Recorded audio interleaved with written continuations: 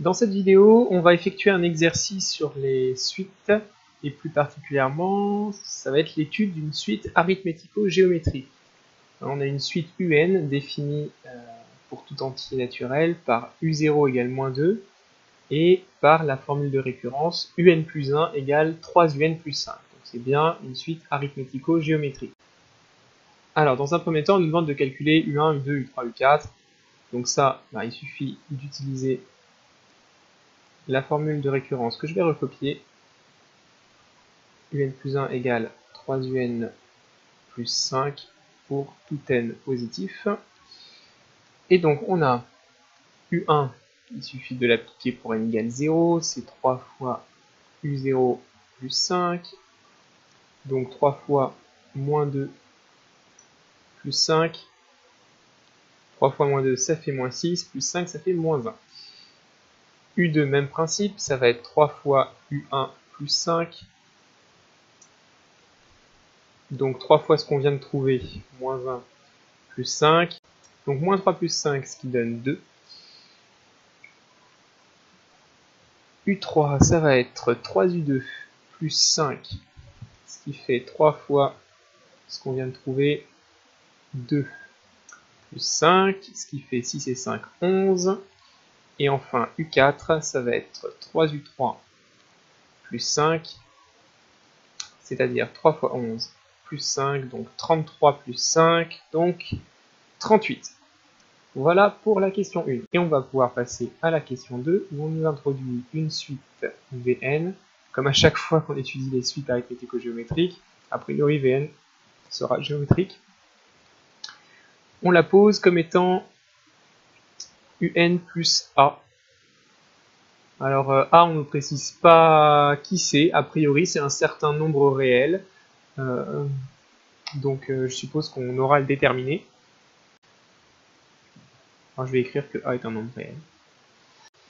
Et donc première question, montrer que Vn plus 1 est égal à 3Un plus 5 plus A. Ben, on va y aller, on va calculer Vn plus 1. Ça fait, d'après la formule qui est juste au-dessus, si je remplace le n dans la formule par n plus 1, là j'obtiens que Vn plus 1 c'est Un plus 1 plus A. Et il se trouve que le Un plus 1, d'après la formule de récurrence qui est là, c'est 3Un plus 5. Ah bah voilà, du coup c'est bon. 3Un plus 5 plus A, c'est ce qu'il fallait qu'on montre. On va passer au petit b, montrer que Vn plus 1 égale 3Vn plus 5 moins 2A.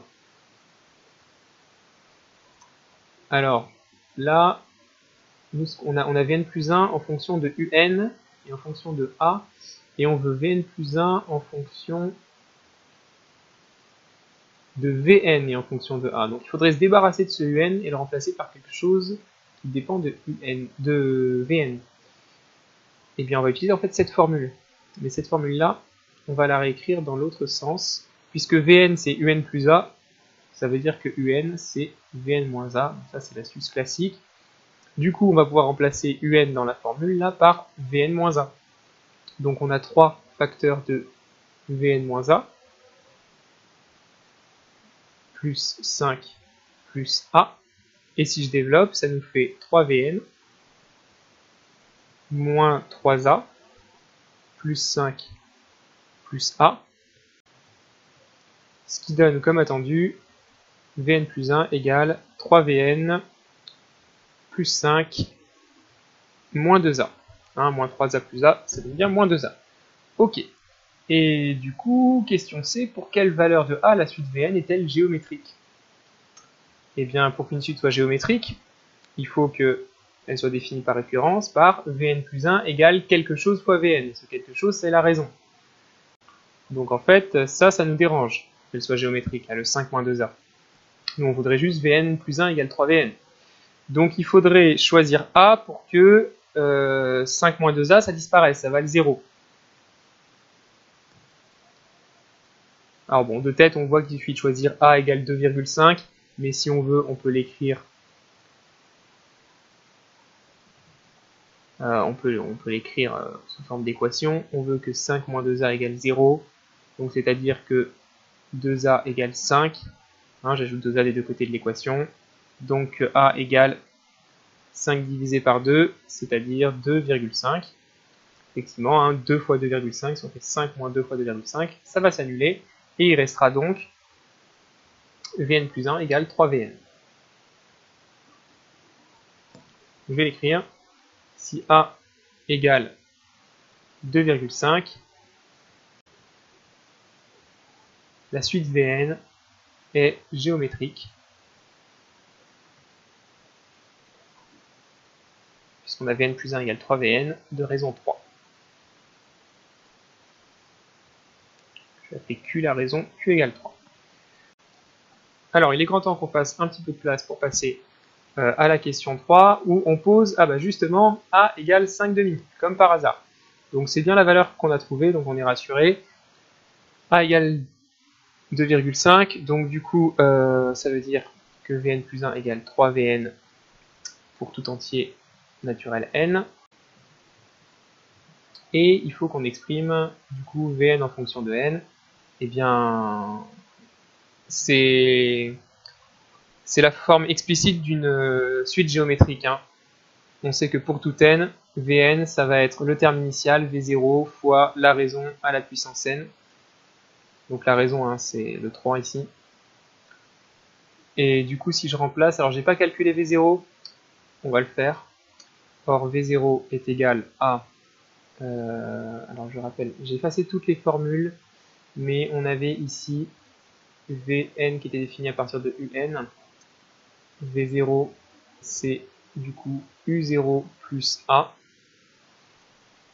Donc U0 vaut moins 2 et A vaut 2,5. Donc V0 vaut 0,5. Du coup, alors ça c'est une formule qui est valable pour tout n bien sûr. Donc notre formule pour tout n, elle va être Vn égale 0,5 fois 3 à la puissance n. Voilà donc pour la question petit a. On va faire la petite b, exprimer un en fonction de n maintenant. Eh bien, on se rappelle que le Vn égale un plus 1, hein. Donc là je recopie la formule, on l'avait réécrit pour exprimer un en fonction de Vn. Un c'est Vn moins a, c'est-à-dire Vn moins 2,5, maintenant qu'on sait que a est égal à 2,5. Donc si maintenant j'utilise la formule de Vn qu'on a trouvée, j'ai un égale 0,5 fois 3 puissance n moins 2,5 pour tout n. Et il nous reste donc plus qu'à utiliser cette formule pour calculer U10. Donc on prend n égale 10 dans la formule, 0,5 fois 3 à la puissance 10 moins 2,5, et ça fait à peu près, d'après la calculette, alors c'est pas à peu près, en fait ça tombe juste 29 522. Voilà donc pour le terme U10, et ça clôture l'exercice.